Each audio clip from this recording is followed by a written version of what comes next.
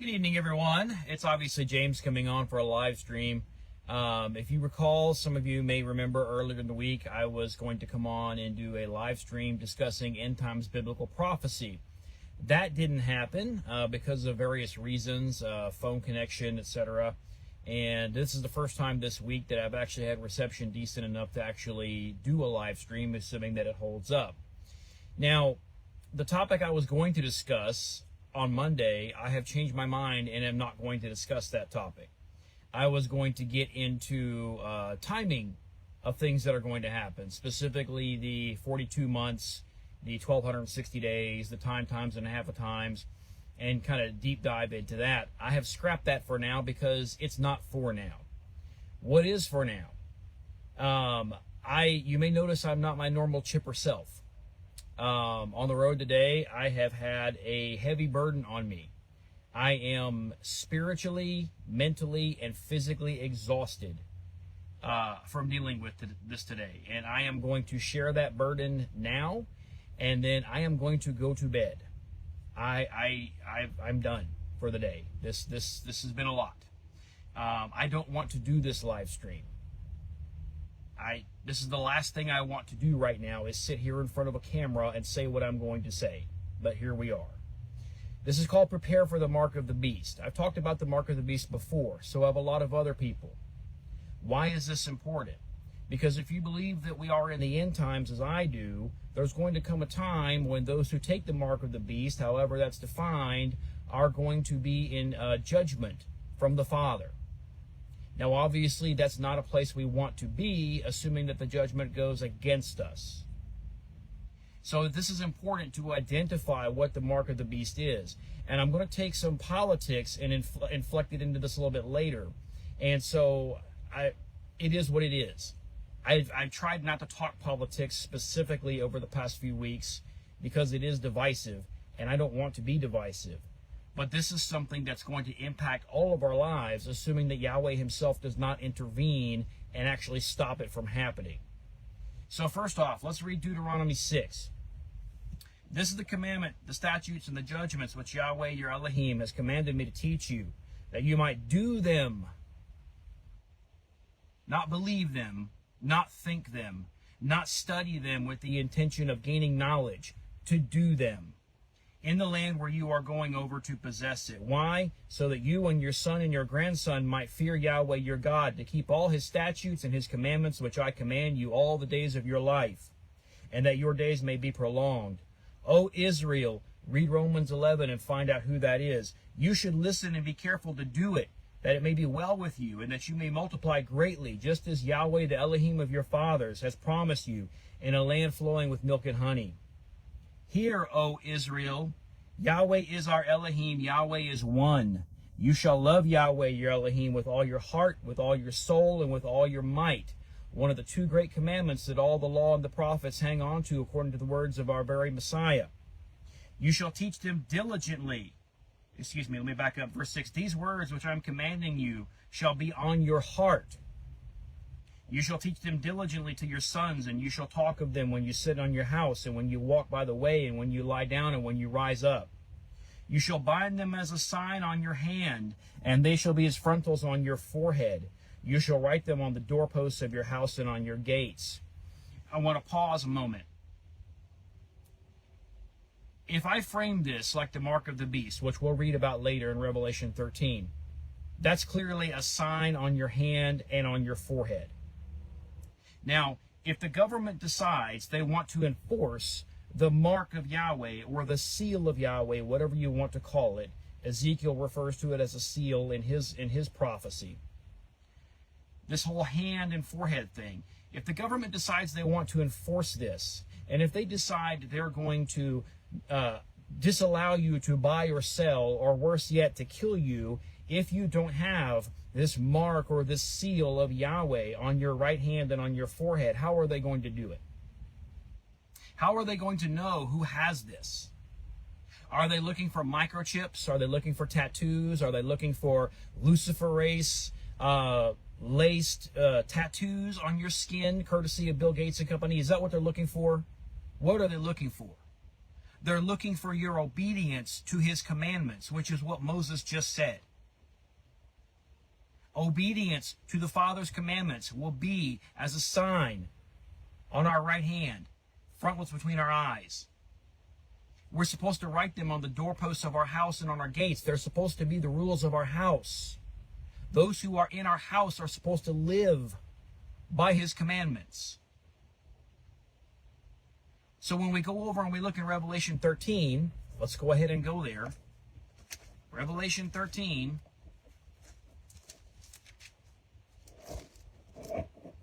Revelation 13. Let's just start reading in verse 11. Then I saw another beast coming up out of the earth, and he had 2 horns like a lamb, and he spoke as a dragon. He exercises all the authority of the first beast in his presence. And he makes the earth and all those who dwell in it to worship the first beast, whose fatal wound was healed. He performs great signs, so that he even makes fire come down out of heaven to the earth in the presence of men. And he deceives those who dwell on the earth. Why? Because of the signs which it was given him to perform in the presence of the beast, telling those who dwell on the earth to make an image to the beast, who had the wound of the sword and has come to life. And it was given to him to give breath to the image of the beast, so that the image of the beast would even speak, and cause as many as do not worship the image of the beast to be killed. And he causes all, the small, the great, the rich, the poor, the free men, and the slaves, to be given a mark on their right hand or on their forehead. Same place, we're supposed to have Yahweh's commandments, if we are actually following him. And he provides that no one will be able to buy or to sell except the one who has the mark, either the name of the beast or the number of his name. Here is wisdom. Let him who has understanding calculate the number of the beast, for the number is that of a man, and his number is 666. And so here's the question. If we're talking about a physical mark, this was a thing back during COVID 1984. If it's an injection, if it's a microchip, if it's a tattoo, those things can be put upon your body or in your body against your will. You and your family can be asleep at night, and the brute squad can come in and actually do that to you forcibly. Now we know that those who take the mark of the beast in Revelation do not have eternal life. They are cast into the lake of fire. That is a negative judgment, not in your favor.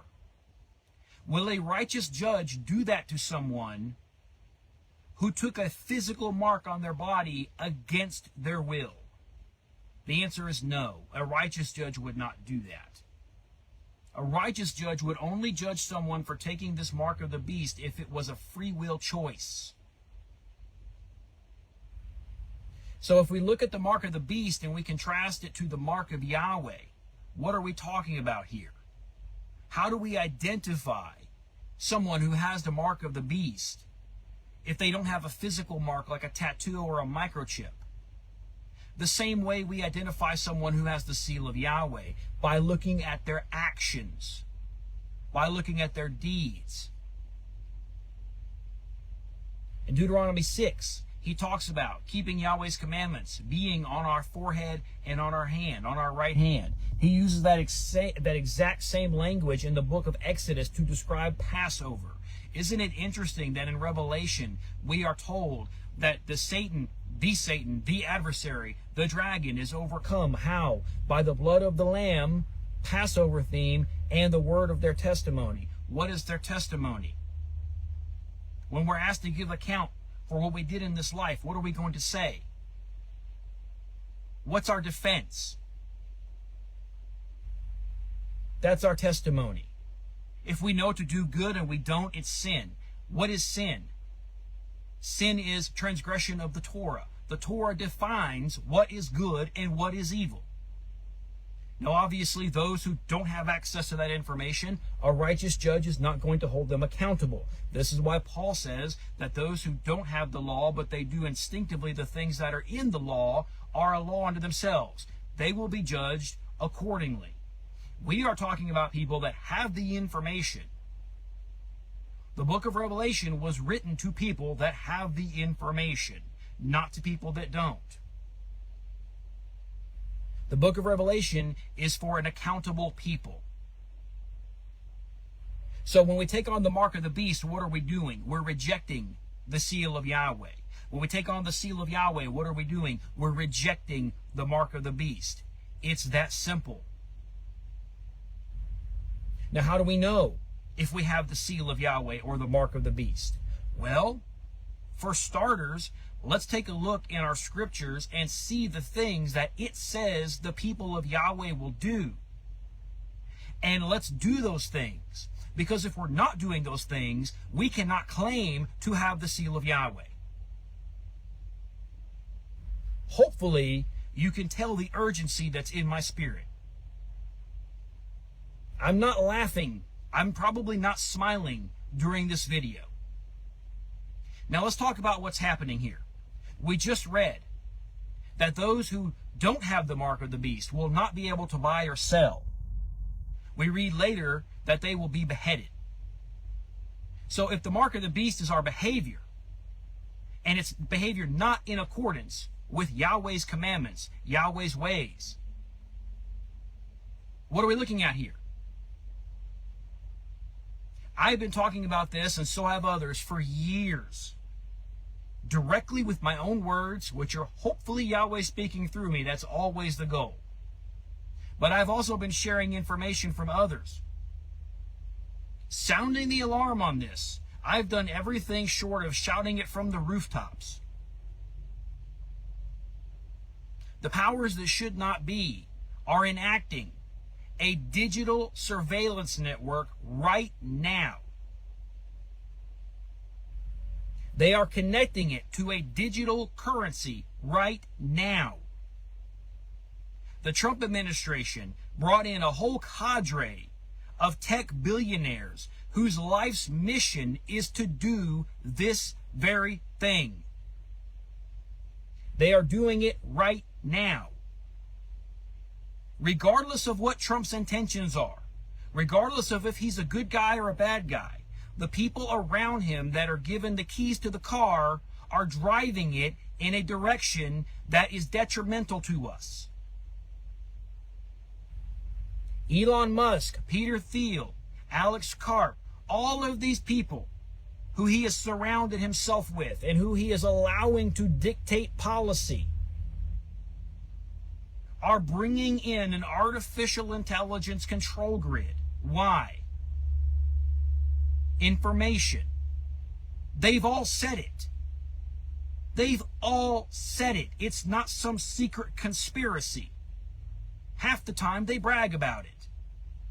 They want to harvest as much information about your actions as they possibly can, and they want to go further than that and harvest as much information about your thinking as they possibly can. Your actions, your thoughts. This is the information they want to surveil. Why? Because they want to know which kingdom you serve. Let that sink in. They want to know who serves their kingdom and who does not. And most of the people that call themselves conservatives, that call themselves Christians, that actually believe that they practice it and consider themselves to have a firm faith, support this because of a demigod named Trump, a man god. Let's be honest. This is how he is being treated. He's bringing in the very trap that is going to spring on those who voted for him and are cheerleading for their own demise. Why? Because they were given an absurd Democrat Party for years doing absurd things like transgender nonsense, drag queen story hour. I could go on and on and on. A very obvious, absurd, visible enemy. Easy to knock down. The first thing they did was go after that with Doge. And while we're cheerleading that and saying, yay, no more pronouns, what are they doing? They're spending hundreds of billions of dollars on an artificial intelligence infrastructure.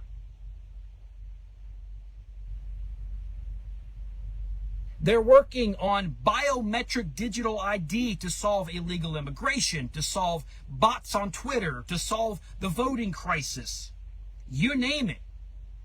All of these crises, all of these wedge issues, Biometric ID is what solves them. How convenient. What does biometric ID allow them to do?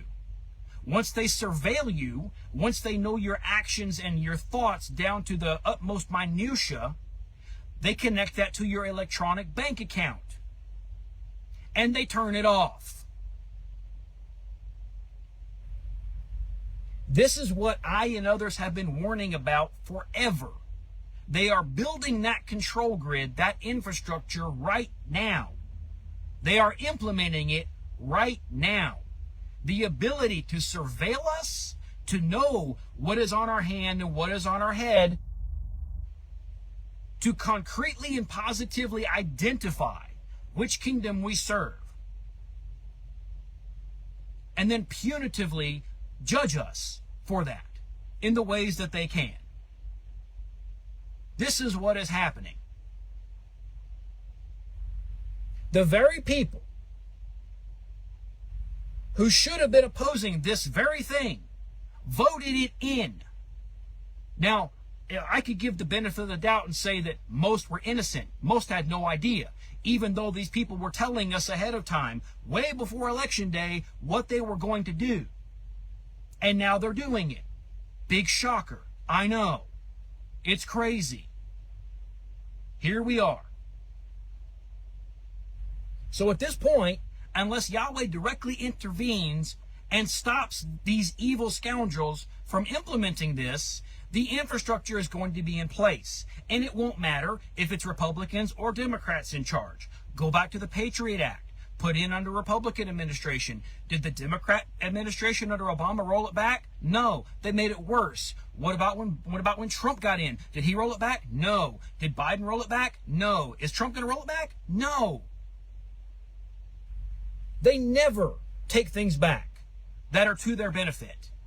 They never take back control or power that we give to them. They're not going to take any of this back. They have a mandate now, thanks to the American voters. This is happening. The only thing we can do now is get in this book that we call the Bible and hunker down and learn Yahweh's ways with the intention of doing them. It's perfect timing that we're coming up along the end of the age.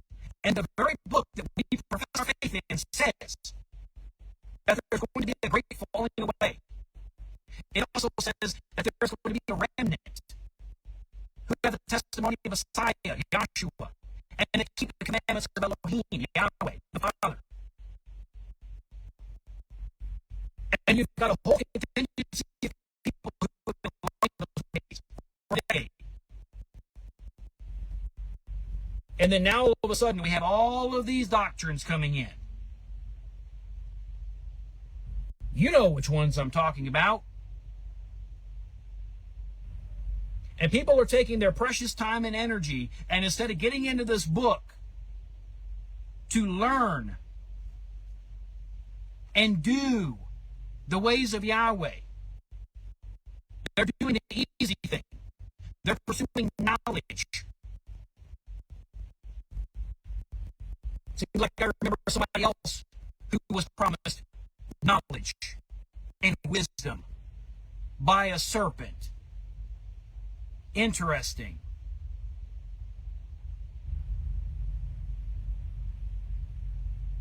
We need to get our minds together. We need to get our hearts right. We need to stop going off on these ridiculous rabbit trails that lead nowhere.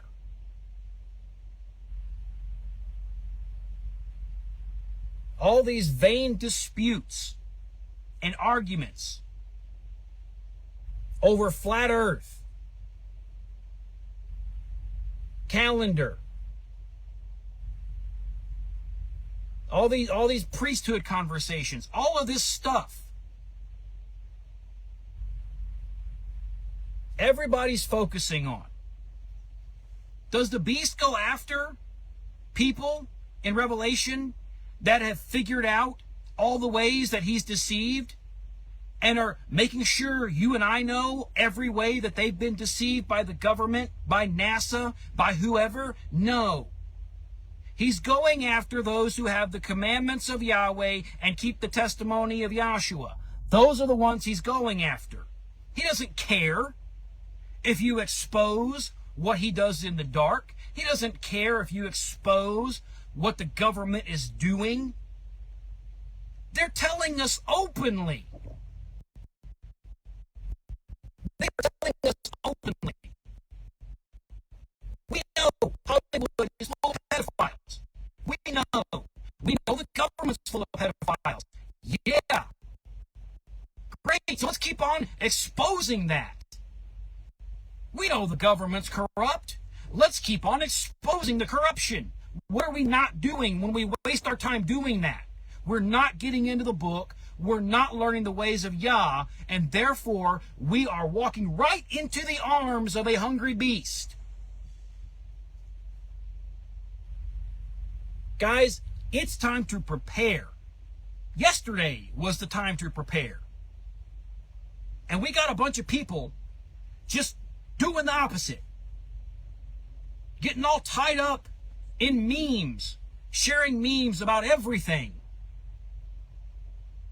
Can you explain those memes? Can you tell me why they're true? No, most people can't. They just share. What about when we're brought before magistrates and courts and we're asked to testify for the faith that we have in us? What are we going to do? Share a meme? No. If it's not in your head, then you might as well not even have it. If it's not in your hand, you may as well not even have it. Because knowing it and not doing it is useless. But yet we've got a whole bunch of people out there that want to know, knowledge, knowledge, knowledge. Maybe you'll be okay when all this goes down. Because if you want knowledge, that's what the serpent offers. And that's all you get from the serpent. You don't get the tree of life. Anyway, I'm going to leave it at that, and I'm going to go to bed. Thank you for listening. If you heard this, please take it seriously. I don't talk like this very often. Those of you who have known me a while know that. We've got to stop the foolishness. And yes, I said foolishness. Anything that takes us away from the purpose that Yahweh has given to his people is foolishness. Knowledge does not lead to that does not lead to that purpose is foolishness. It doesn't matter the source. It doesn't even matter if it's accurate. We have got to do better.